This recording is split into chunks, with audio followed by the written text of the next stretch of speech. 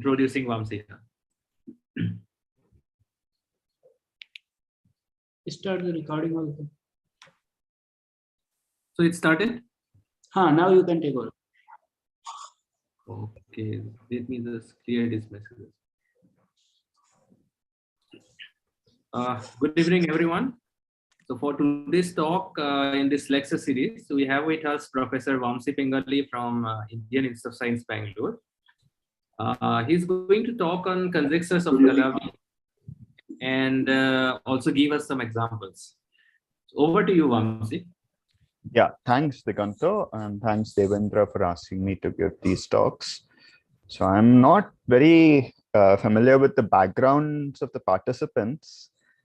So, I mean, I'm sorry in advance if either I go too slowly or too quickly. Let's see how things work. Okay, so what is the end game here?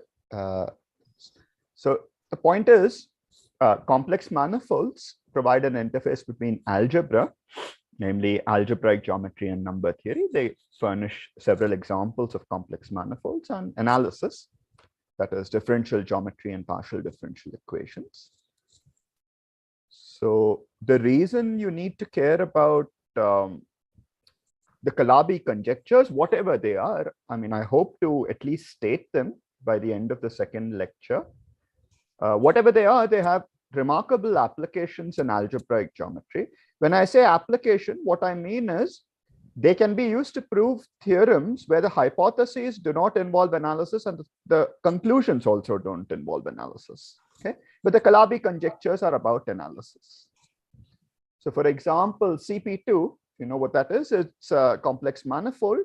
It's rigid. For instance, anything that's diffeomorphic to CP2 must be biholomorphic to it.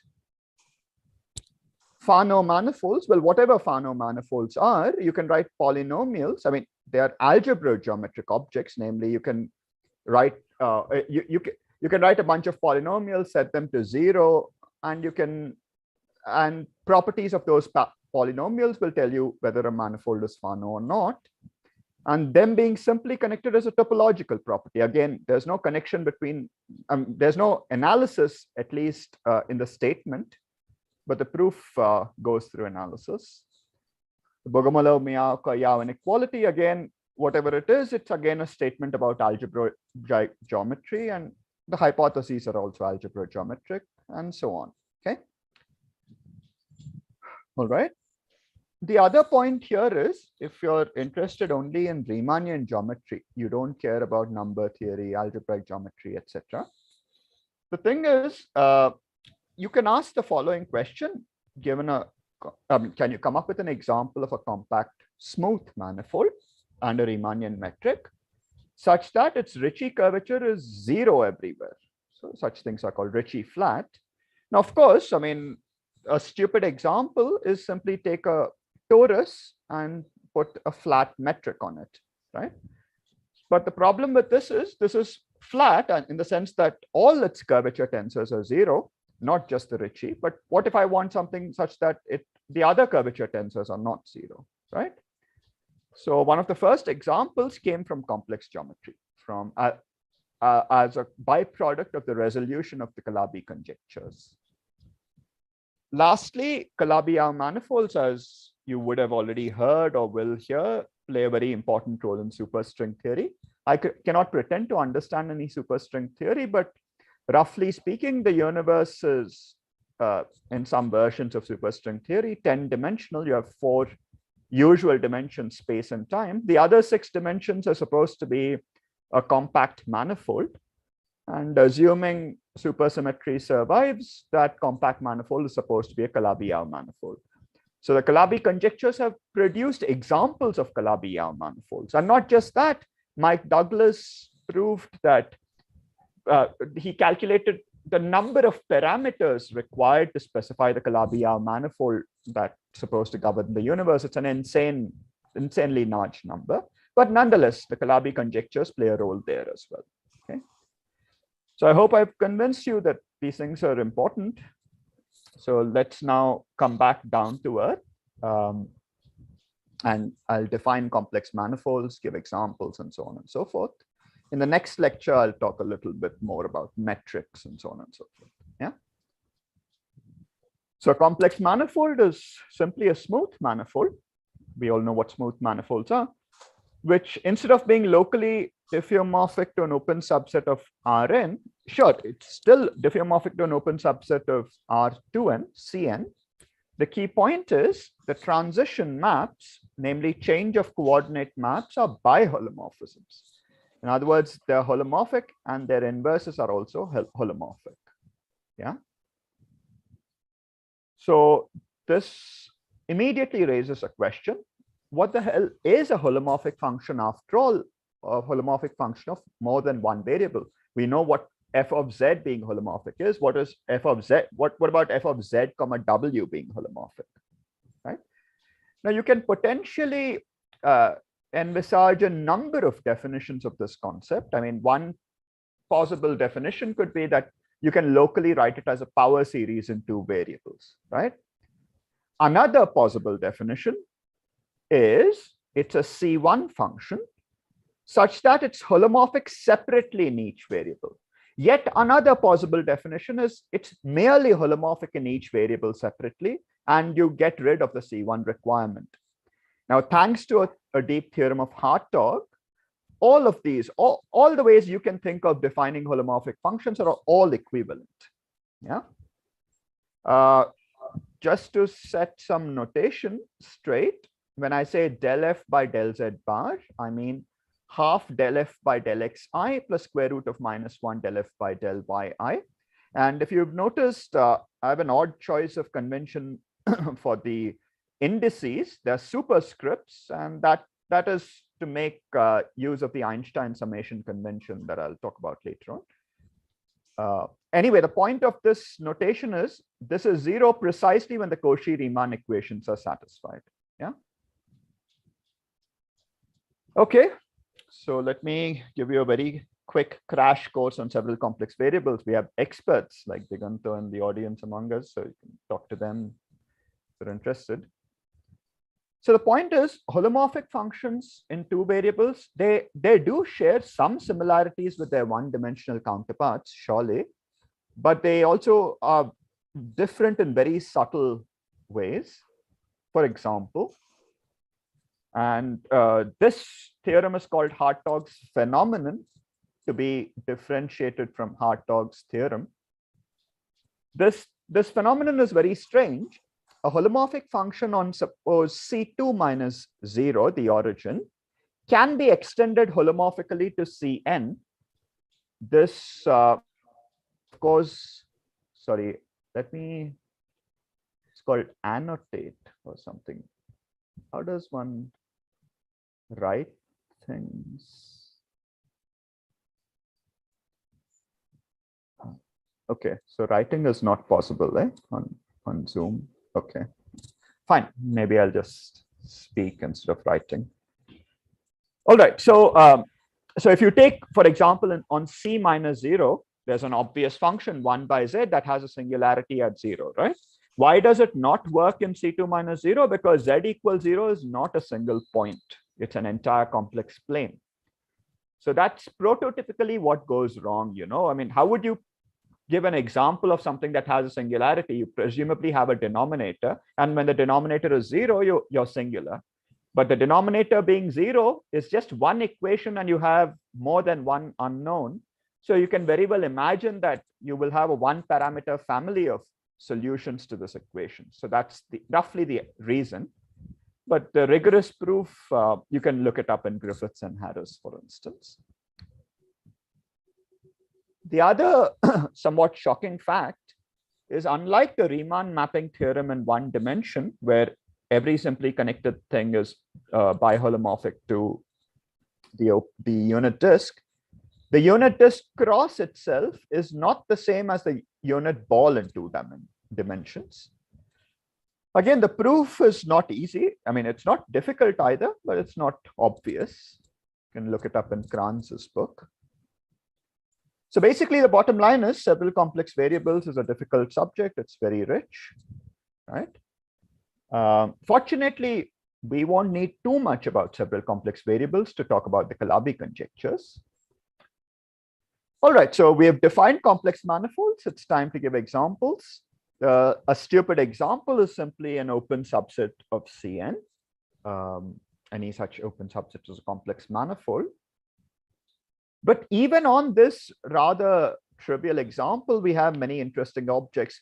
Indeed, even in real variables, if you take an open subset of Rn, you can talk about the tangent space. Well, what's the tangent space? It's simply the collection of all equivalence classes of curves, right? Two curves are said to be the same if their tangent vectors are the same in some sense, right? So akin to that, you can talk about the holomorphic tangent space of a point. It's basically, well, there are several ways to talk about it. One way is to simply say that what is Cn after all? It is nothing but R2n. If you complexify R2n, you get C2n, right? So the holomorphic tangent space is a subspace of C2n, and it is generated by these vectors d by dzi, right? Which is half d by dxi plus square root of -1 half d by dyi. In other words, you can write two sets of bases for C2n. You can use d by dx and d by dy and take complex linear combinations of them. Or you can take d by dz and d by dz bar and take their complex linear combinations. So the d by dz ones are called the holomorphic tangent space. Likewise, if you take the vectors generated tangent vectors, namely derivations on the ring of smooth functions, complex value derivations, if you take the ones generated by d by dz bars, then you get the anti-holomorphic tangent space T01. The duals are omega10 and omega01, namely 1,0 forms that are generated by dzi, which is dxi plus I dyi, and dz bar I for the 0,1 tangent space, which is dxi minus I dz bar I dyi. So it would have been rather convenient to actually write things. So Devendra, I mean, do I not have permissions to annotate or something? You annotate on where you are file sharing actually, not on. Oh, I see. You may have opened in a tab something somewhere. I see. Sorry, just a moment. Let me just try to. Yeah, okay. Let me just try to do this. No, but I see. Fine. Okay, let's see how far we can go without annotating. Okay, sure. So let's move on. So continuing with this simple example of a complex manifold, namely an open subset of Cn, more generally, in addition to these 1,0 forms and 0,1 forms, you have PQ forms. PQ forms are forms of type P plus Q. They're complex value differential forms. And they involve a wedge product of P10 forms, namely these things. These i's and j's are multi-indices, and Q01 forms. Yeah. You can talk about the exterior derivative in the usual manner for complex value differential forms, simply extended complex linearly. The key point is the exterior derivative can be written as a sum of two differential operators, del and del bar. Rather than defining them formally, here's an example that will tell you what these operators do. So del acting on this 0,1 form is del of dz1 bar wedge dz2 bar plus z1 bar del of dz2 bar. Del of dz2 bar is 0, and del of dz1 bar is del dz1 bar by del zi dzi sum over I, and this is holomorphic, so that would have been 0. Now del bar, the way it works is it takes the derivative of z1 bar with respect to itself, so that you get dz1 bar, and this doesn't depend on any of the other z's. Basically, that's roughly how it works. More formally, del bar acting on f is del f by del z I bar dzi bar sum over I, where del f by del zi bar is half of df by dxi plus minus I df by dyi, right? Now one can easily see that del square and del bar square are also 0, akin to d square being 0. Now we have the familiar Ponca lemma in Rn, right? That is closed forms. If you take a ball in Rn, closed forms, namely if d omega is 0, then there exists a smooth form eta, so that omega is d eta. So closed forms are exact, right? Now, akin to that, you have the del and del bar Ponca lemmata in Cn. That is, if you have a PQ form, that is del bar closed, in other words, del bar acting on it is 0, then it is del bar exact. In other words, it's equal to del bar of some other smooth form. Okay, this is true on a ball in Cn or all of Cn itself, for instance, and so on. Okay, on various kinds of domains, these kinds of Ponca lemmata hold. What we need is simply on a ball. Yeah. The proof of the del and del bar Ponca lemmata, by the way, far more complicated than the usual Ponca lemma. The proofs are there in Griffiths and Harris's book. You can read them, but they're a little tricky. Okay, but this is not satisfactory. We need to produce more examples of complex manifolds. Well, how do you produce more examples of real manifolds? You take your favorite function, well, minus x squared plus y squared plus z squared minus 1 in R3, and you set it to 0, so you get a sphere, right? So you take your favorite function, set it to 0, and hope to God that you'll actually get a manifold out of it. Yeah. So to make this precise, you need inverse and implicit function theorems. So an inverse function theorem does hold in the holomorphic context. What does that even mean? If you have a holomorphic function from Cn to Cn, and if the derivative at 0, when I say derivative here, I mean the complex derivative, meaning f is a function of z1, z2, so on until zn. So take df, the ith component, by dzj, right? So you take only derivatives with respect to the z coordinates, and you get an n by n matrix, a complex matrix, and you want this matrix to be invertible.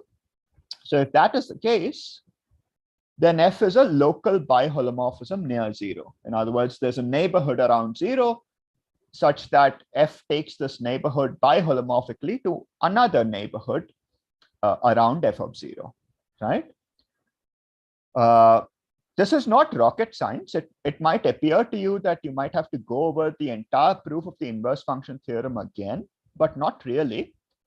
The idea is, the first exercise is to show that the real, if you pretend Cn is R2n, so you have a smooth map from R2n to R2n, the determinant of the derivative of this map is mod of the determinant of the complex derivative squared. Okay, so one of them is non-zero if and only if the other is not 0. So by the usual inverse function theorem, f is a local diffeomorphism near 0, and it's also a holomorphic map. Now you can simply prove using the chain rule that the Cauchy-Riemann equations hold for the inverse, and therefore it's a local biholomorphism. Okay, so this is not rocket science. It's more fundamental than rocket science. Anyway, so once you have an inverse function theorem, you're in business. You can prove an implicit function theorem. What's an implicit function theorem? For example, if you have a holomorphic function of 2 variables, f of x comma y, and you set it to 0, if del f by del y is nowhere 0 on the 0 locus, then locally you can solve for y in terms of x holomorphically. Okay, so it basically allows you to solve for one variable in terms of the other holomorphically. Yeah, and you have a constant rank theorem. But anyway, the whole machinery of differential topology can be reproduced in this context. Okay, so as a consequence, you take your favorite holomorphic function, set it to 0, As long as the gradient, the complex gradient of this holomorphic function is never 0 on the 0 locus, you get a complex submanifold. You get a complex manifold inside Cn. Okay. On general complex manifolds, okay, so all we have done so far is to produce examples of complex manifolds, and for the simplest example, namely Cn itself or open subsets of Cn, we have generalized d del bar 0. I mean, we have defined these things, right? 1, 0 vectors, 0, 1 vectors, and their duals. You can play the same game. All of these things can be done on general complex manifolds too. So if you take a general complex manifold and you take a coordinate chart, right?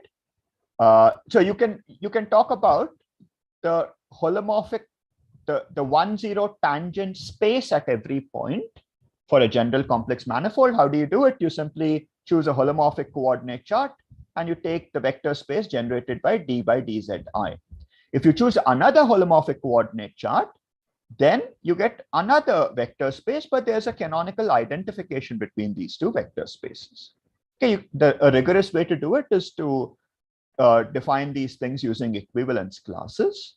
But anyway, so it's not rocket science to define the tangent space, the complex tangent space at every point on a complex manifold.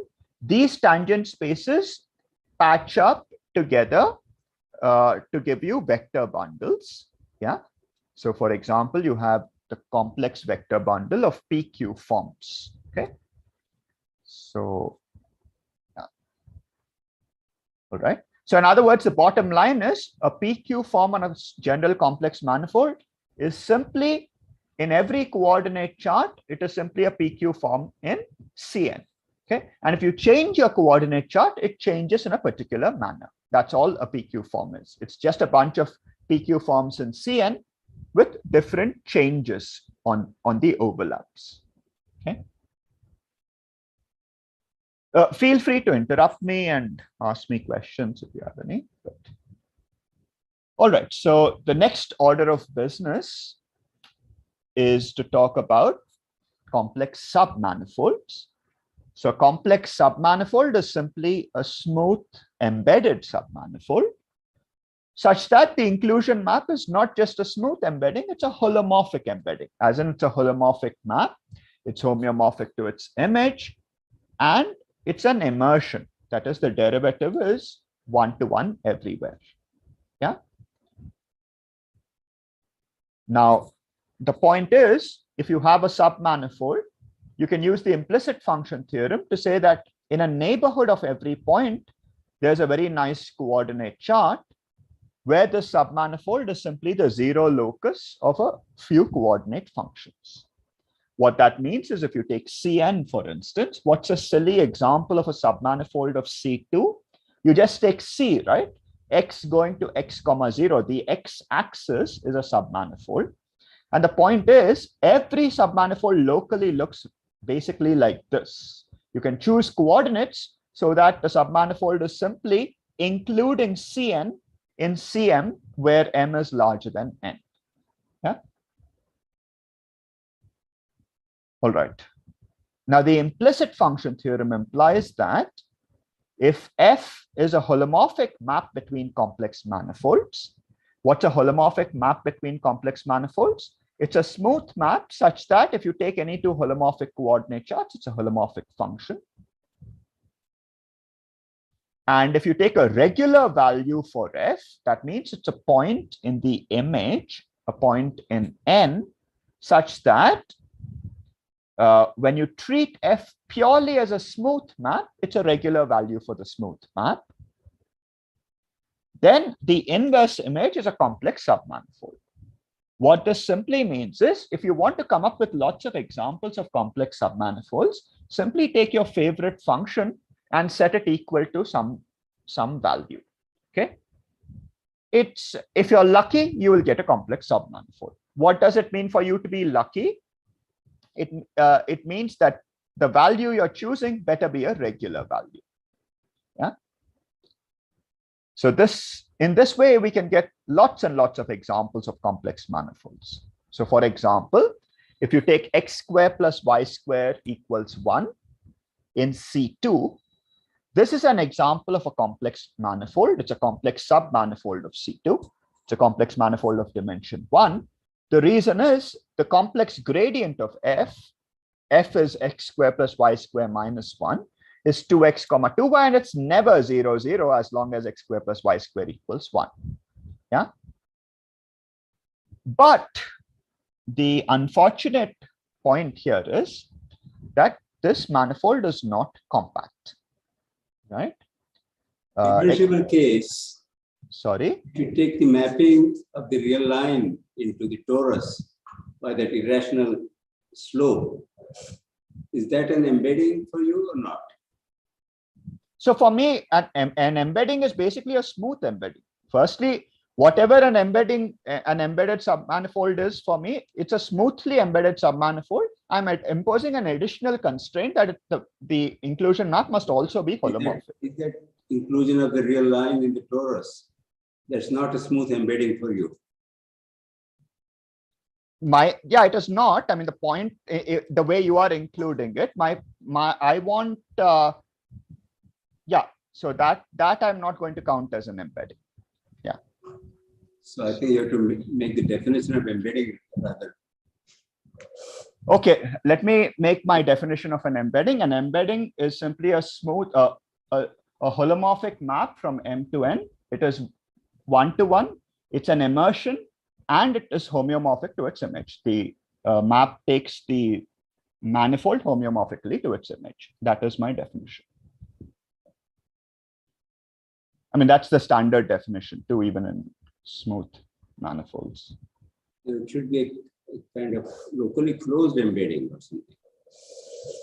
Anyway, I mean, this is my definition. I mean, regardless of the terminology, my definition is it's a holomorphic map, which is 1 to 1. It's an immersion, that is the derivative is injective everywhere, and it is homeomorphic to its image.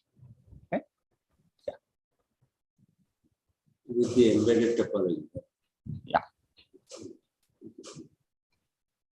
Right. So coming back to this example, in contrast to x squared plus y squared equals 1 in R2, where we get a circle, it's a compact example. This is not compact. Why is it not compact? Because x can run off to infinity. There's no problem. You can still solve for y, right? Y squared is 1 minus x squared, as long as y is complex, right? So this is not a compact example. In fact, no, and this is not us being unlucky in our choice of x squared plus y squared equals 1, because there are no non-trivial compact complex submanifolds of Cn. Now, of course, there is an obvious compact complex submanifold of Cn, namely a point or a finite collection of points, but I'm not talking about them. Okay, there are no non-trivial compact complex submanifolds of Cn. And why aren't there no non-trivial compact complex submanifolds of Cn? For the following reason. If you have any holomorphic function on a compact, all our manifolds are connected, by the way, compact complex manifold, it's a constant. So in fact, there are no non-trivial holomorphic functions from compact complex manifolds to complex numbers. Yeah. And why is that? I mean, so given this fact, why is it that there are no compact complex submanifolds of Cn? Because if there was a compact complex submanifold, then take the coordinate functions, right? They're all holomorphic functions, and they must all be constants according to this theorem. So that means the image of, that means all the coordinates are just constant. So it's simply one single point, right? So the real question is, why is it that holomorphic functions on compact complex manifolds are constant? The idea is very simple. You take the real part and the imaginary part. The real part is a harmonic function. What do I mean by that? If I choose any holomorphic coordinate chart, the Laplacian of u in that chart is 0. And if it attains a maximum at a point, choose a coordinate chart around that point, a holomorphic chart. U is harmonic. So that means U is a constant in a neighborhood of that maximum. Okay. So, I mean, why is it constant? Because harmonic functions satisfy the mean value property. From that, you can prove this. And using this observation, I leave it to you as an exercise. How do you use this observation to then prove that U is actually a constant throughout the manifold? Yeah. So that's the problem. So how else can we come up with examples of compact complex manifolds, right? How do you come up with examples of smooth manifolds again? One way is to set your favorite function to 0 in Rn. But there's another way, that is the quotient construction, right? So that's how you produce the tori, for instance.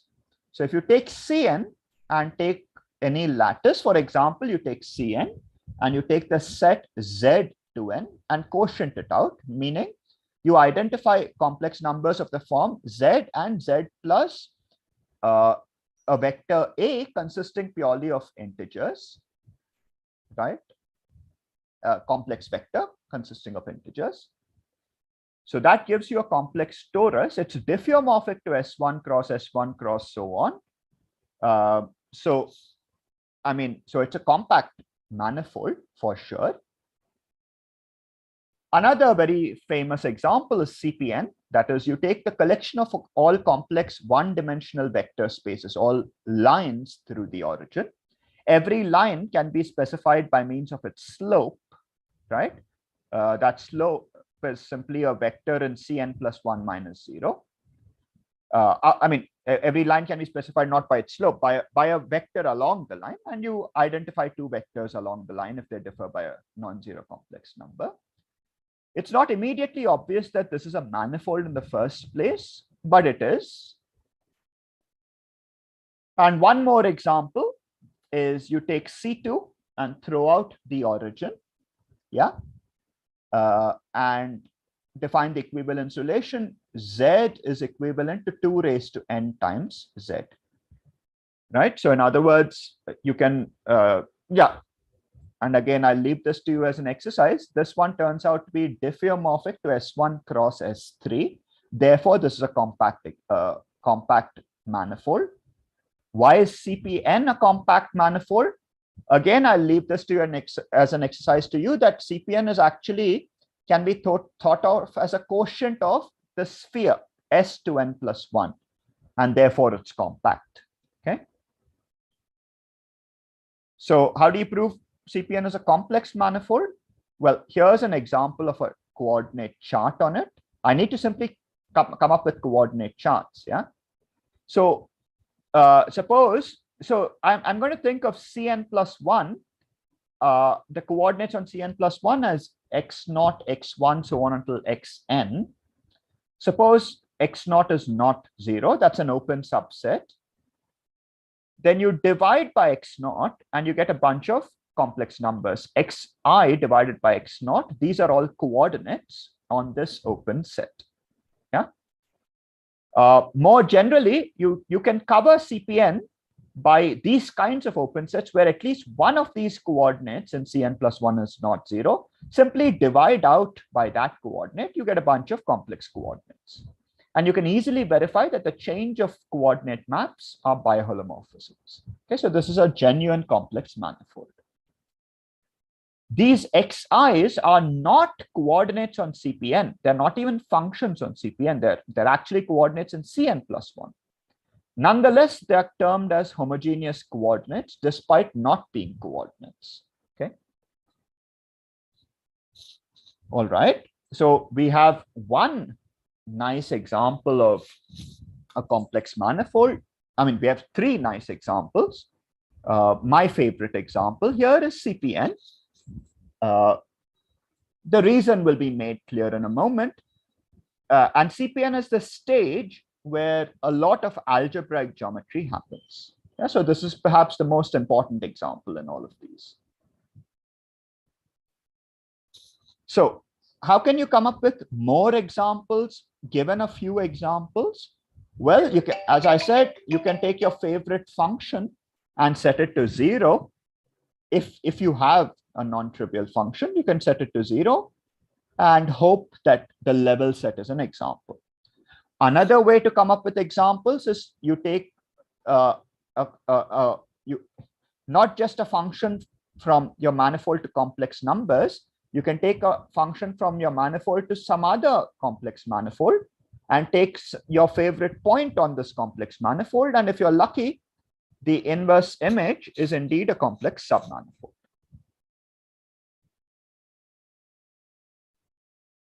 Sorry, there's a question.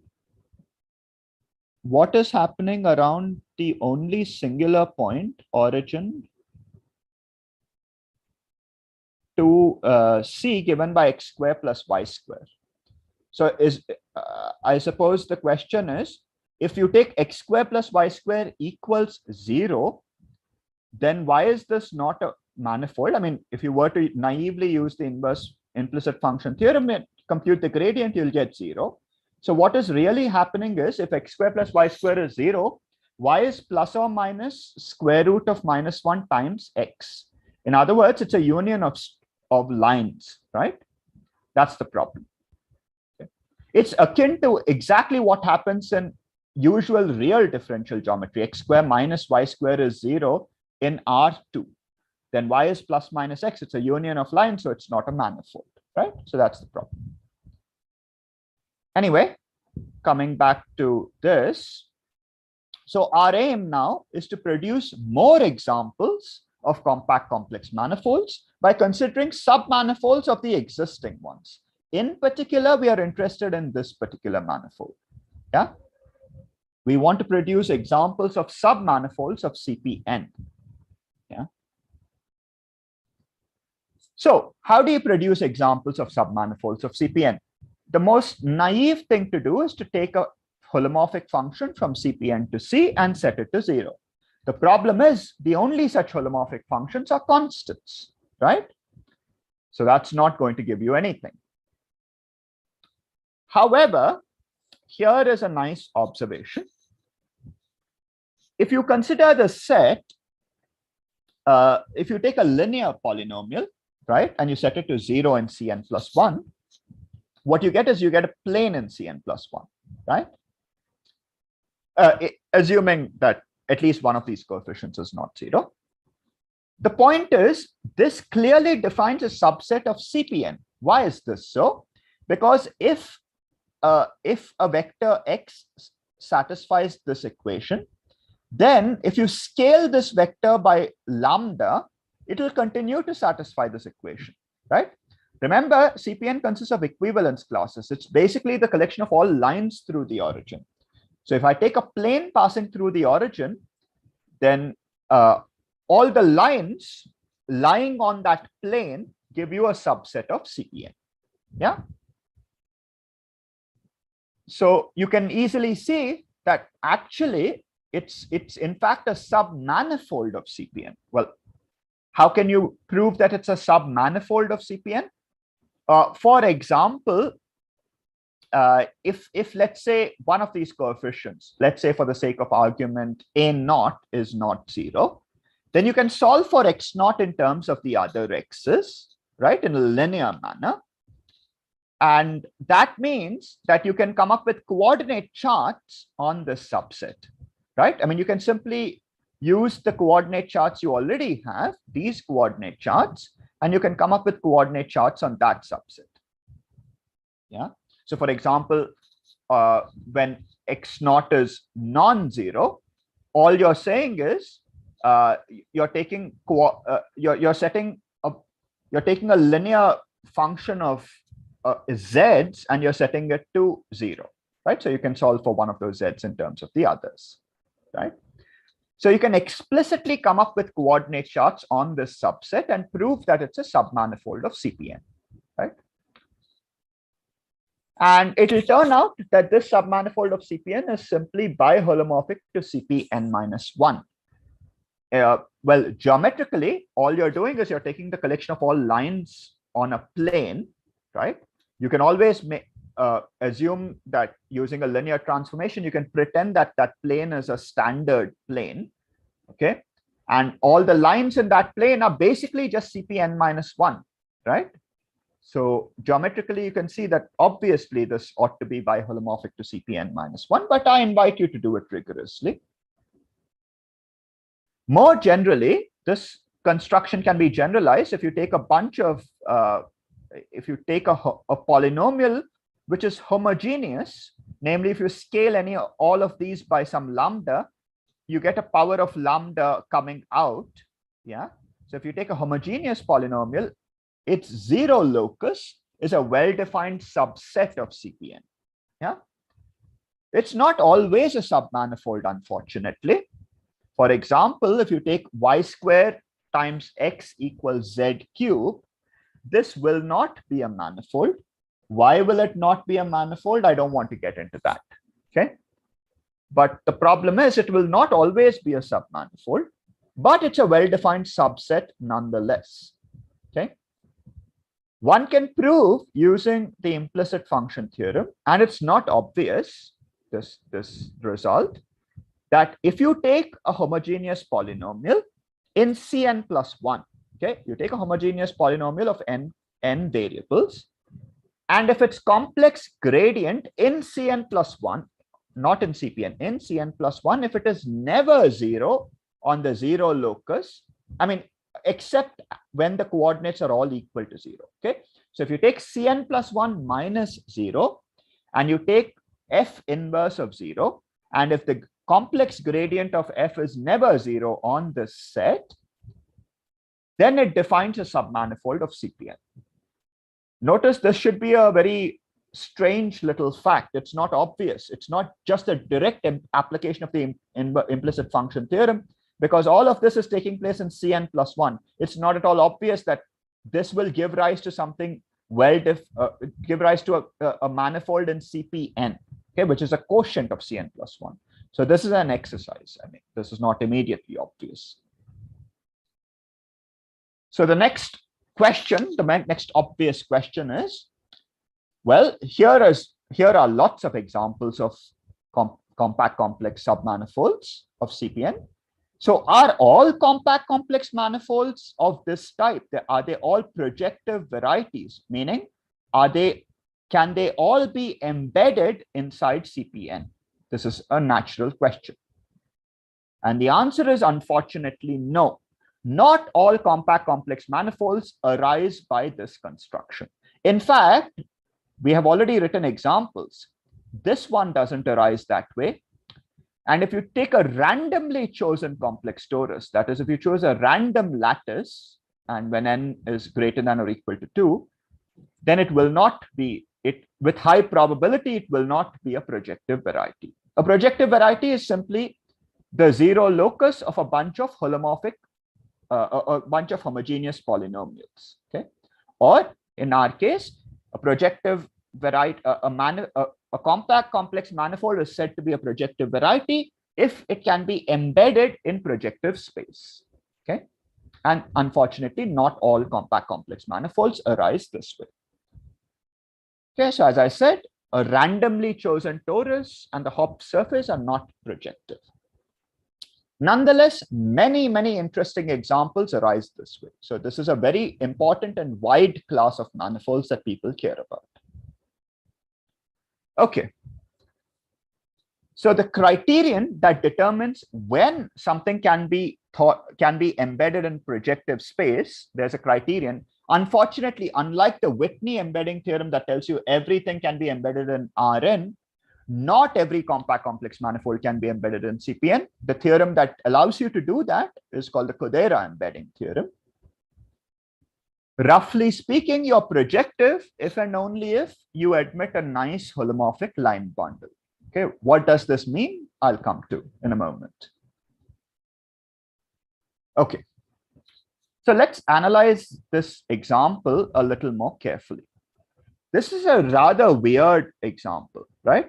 We looked at a set in Cn plus 1, and magically it defined a well-defined subset of CPn and became a manifold, right? But this is not this doesn't appear to be falling in the purview of this particular theorem, right? So it's not like we have taken a function from Cpn to C and we have set it to 0. No, we did not. We took a function from Cn plus 1 to C. So is there a way to come up with these examples using this theorem, in the sense that maybe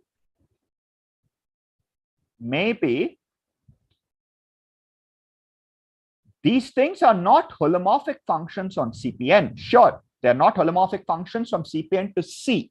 Definitely not. But are they functions to some other complex manifold? If so, what complex manifold? Okay, so this is the interesting question we need to answer. So to answer this question, suppose you look at these charts. For example, if you take the chart x0 not equal to 0, then the function x1 looks like z1, meaning x1 divided by x0 is simply z1. So in some sense, you can think of x1 as simply z1 itself, right?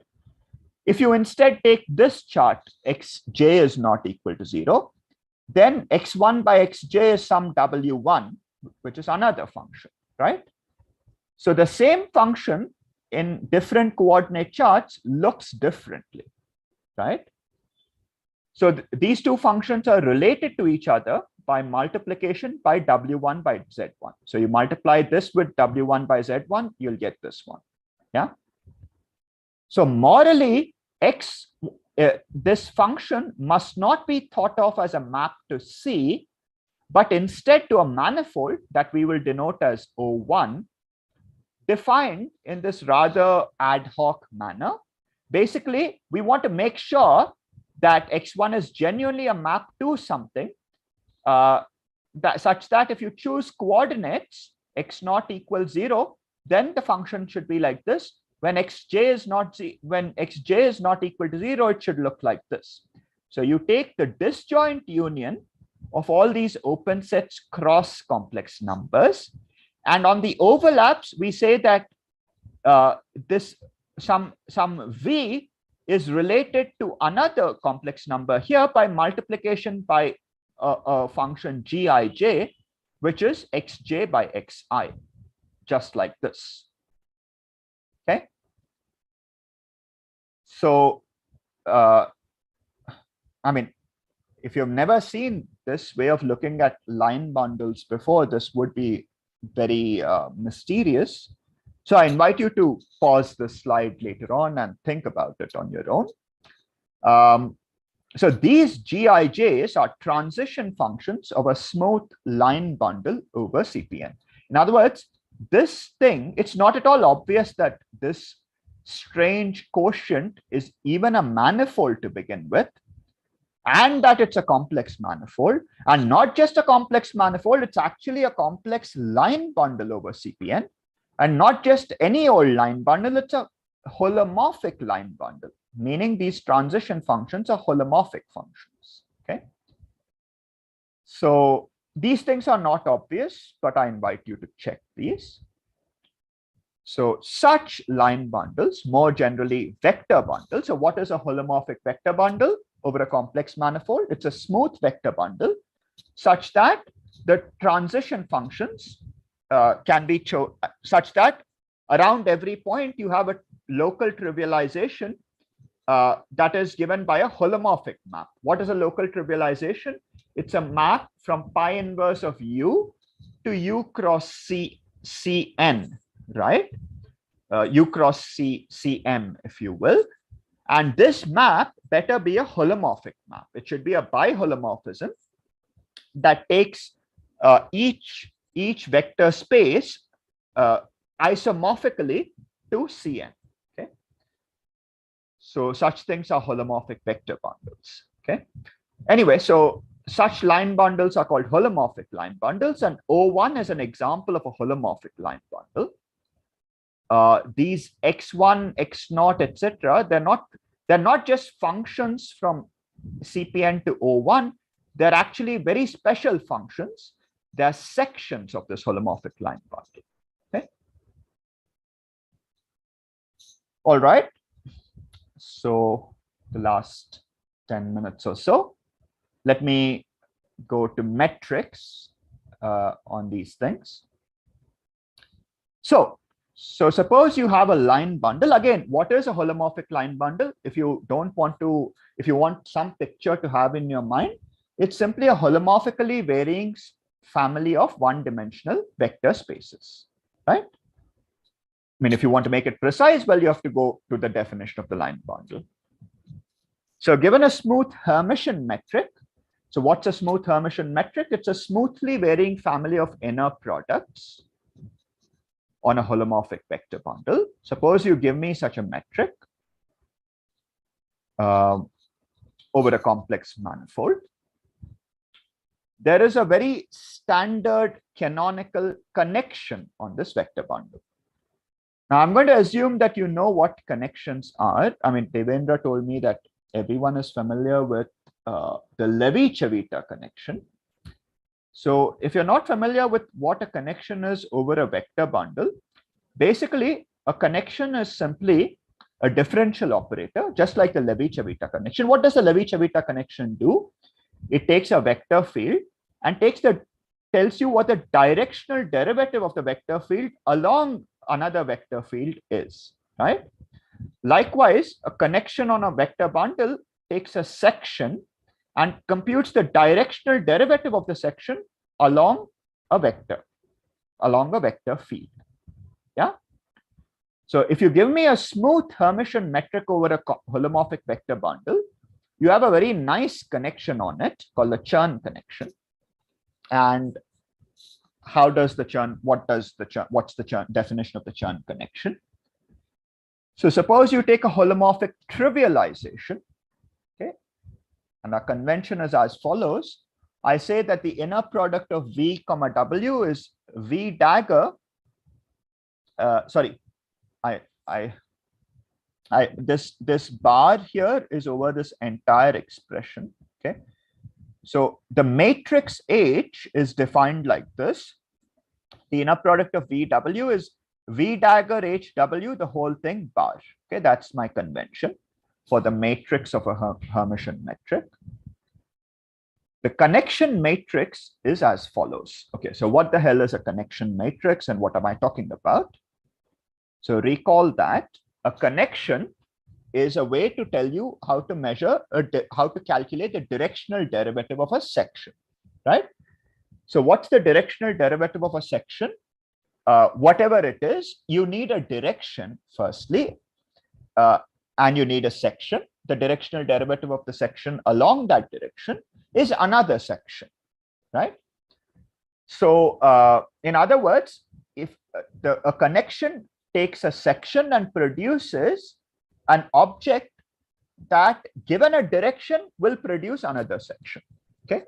So a connection is a map that takes sections and produces sections of the vector bundle tensored with one forms, okay? More simply, in a local trivialization, a section is simply a vector full of functions. The connection acting on the section gives you a vector full of one forms. That vector full of one forms is simply D acting on the vector full of functions plus a matrix of full of one forms multiplying this vector from the left. That matrix is called the connection matrix. And the connection matrix in this particular case has this formula, H inverse del H. What is del H? H is a matrix. What is del H? Del H is you take every entry of the matrix and take del of it. So you get a 1-0 form. So del H is a matrix full of 1-0 forms. H inverse is a matrix full of complex numbers. You multiply these two, you get a matrix full of 1-0 forms. Okay, so that's the definition of the connection matrix. Okay, so a connection again is supposed to generalize the notion of a directional derivative. Yeah. In particular, for a line bundle, namely for a family of one-dimensional, holomorphically varying family of one-dimensional vector spaces, the matrix of an inner product is simply a real number, right? So H is simply a real valued locally defined function. So H inverse del H is del of the logarithm of H. Okay. So for a line bundle, the connection matrix is a one by one matrix, locally defined matrix of 1-0 forms, which is given by this formula. Okay. The curvature of this connection is defined to be dA plus A wedge A. Well, what is supposed to be the curvature? Well, if you've never seen what a curvature is, then this is too short a time to give any quick introduction. Nonetheless, the curvature of the connection has a certain formula. Well, whatever it is a matrix full of two forms locally. Okay, a connection is locally a matrix full of one form. A curvature is locally a matrix full of two forms. Recall that the curvature is precisely an obstruction for finding a trivialization where the metric is Euclidean. What this means is,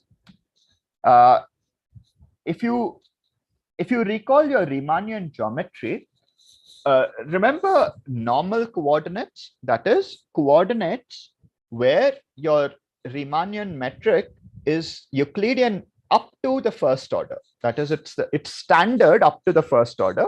From the second order onwards, it's not the standard usual metric, right? But what if you wanted, what if your question was, given a Riemannian metric, can you come up with a coordinate chart so that the metric is actually exactly the Euclidean metric throughout this coordinate chart? In other words, is your Riemannian metric secretly the Euclidean metric in disguise? The answer to this question is, you can't always do it.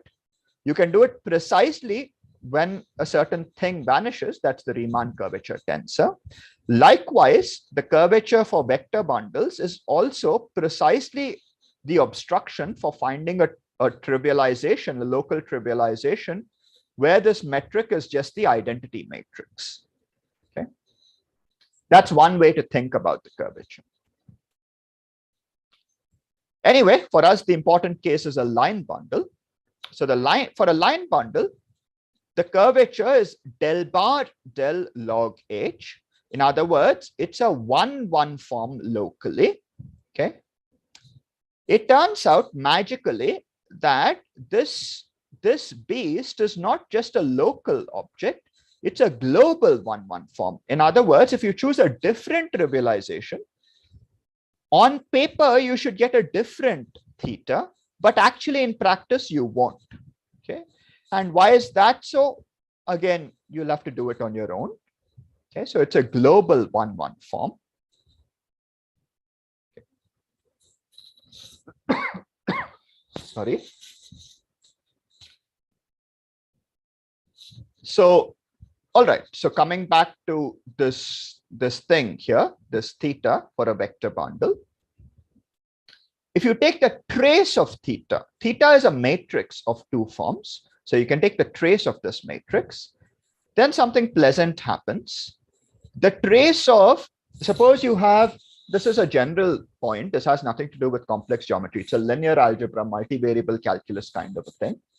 If you have a function B, a matrix valued function, and you take B inverse del B by del X. Okay. B inverse times del B by del X, and you take the trace. That's exactly del by del X of log of B. Yeah. If B is a positive definite matrix valued function. So basically, log of the determinant of B, sorry, log of the determinant of B.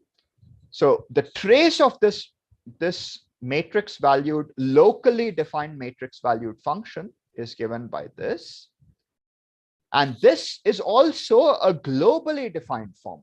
Despite everything being defined locally, it turns out this is a globally defined 1-1 form. And this is called the first Chern class of the vector bundle. If you choose another metric, it turns out that the first Chern form of the other metric is equal to the first Chern form of the original one plus del bar of a function. Okay, so these two global forms differ by del bar of a function. So as a consequence, first of all, you can see that these are closed forms. That is, d of these things is 0. Secondly, their de Rham cohomology classes are independent of the metrics chosen. Okay. So this particular de Rham cohomology class is called the first Chern class. Okay. More generally, you can get more Chern classes by considering other things, but we won't get into that. In particular, on O1, there is an obvious choice of a metric. I'll just stop in 2 minutes. So O1 is a line bundle defined here, right? So there is an obvious choice of a Hermitian metric here. What is that obvious choice? I don't want to get into that. Maybe I'll do it the next time, maybe. But anyway, whatever it is, if you take this obvious choice of a metric, its first Chern form is a 2 form. It's a 1-1 form given by this expression. And I'm summing over I and j without putting the summation sign. So this expression, this Hij, it's a matrix given by this formula. The bottom line is this matrix is positive definite. Okay. So the first Chern form of some metric on the O1 line bundle gives rise to a nice positive definite matrix locally in coordinates. In general, a Hermitian holomorphic line bundle is said to be positively curved if the first Chern form is of this type, where this is a positive definite matrix, where like this one. Okay. And the Codeira embedding theorem, this is where I'll stop. A compact complex manifold can be embedded into projective space if and only if it admits a positively curved line bundle. Okay. Now, it's not trivial to know when a positively curved line bundle exists, but if it does exist, then you can embed the manifold in projective space. So I'm sorry, I know I've been very slow in some places and very fast elsewhere, but unfortunately, I don't have a choice. It's a lot of material to cover and very little time. So yeah, I'll stop here. Thank you, Vamsi. Yeah. So we are now open to questions. In your formula of C1, that R is not a, what is that R? R is the rank of the vector bundle. Oh, I see. Yes, yes. Someone has asked a question. When you go,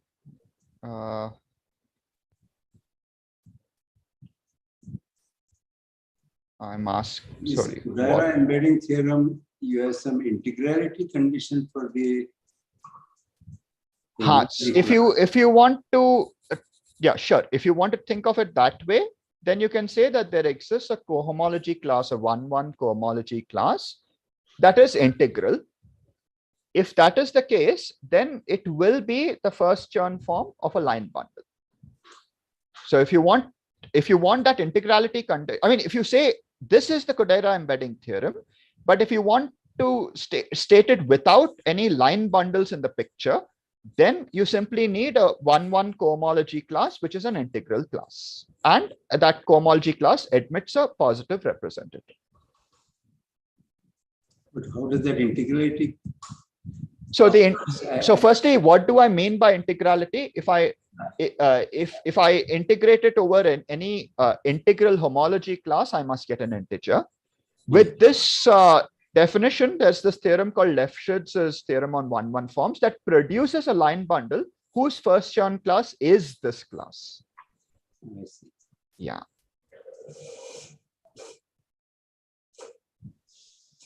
Is this in Griffiths and Harris or what? Yes, this is in Griffiths and Harris. It's not very hard. Basically, if you give me any cohomology class, locally it is del bar exact. So locally it's del bar of some function. And these functions will turn out to be log of H alpha, where e raised to these functions give you metrics on a holomorphic line bundle. You can actually construct a holomorphic line bundle and a metric with this data. Okay, it's not very hard. It's there in Griffiths and Harris though, but yeah.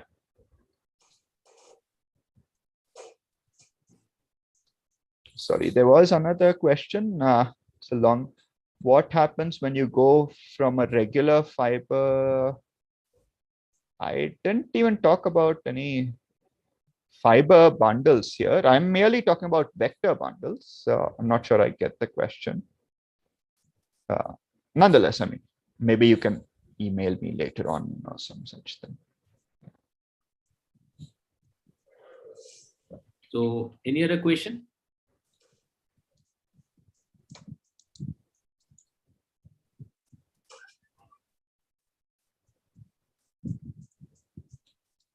Okay, it doesn't look like that we have more questions, but we will continue with this lecture next Tuesday, right? 7 o'clock. Yeah. Right. 17th, right? Yeah, next Tuesday. Right. Yeah, 17. Sure. So, okay, great. Let's thank Vamsi. Okay. Do that. Thanks to Diganta also. Yeah. That's okay. Okay, nice talk, Vamsi. We'll continue with this next Tuesday, right? Sure. Yeah, sure. Thanks. Yeah. Okay, thank you. Bye. Pawan, can you end? Isan.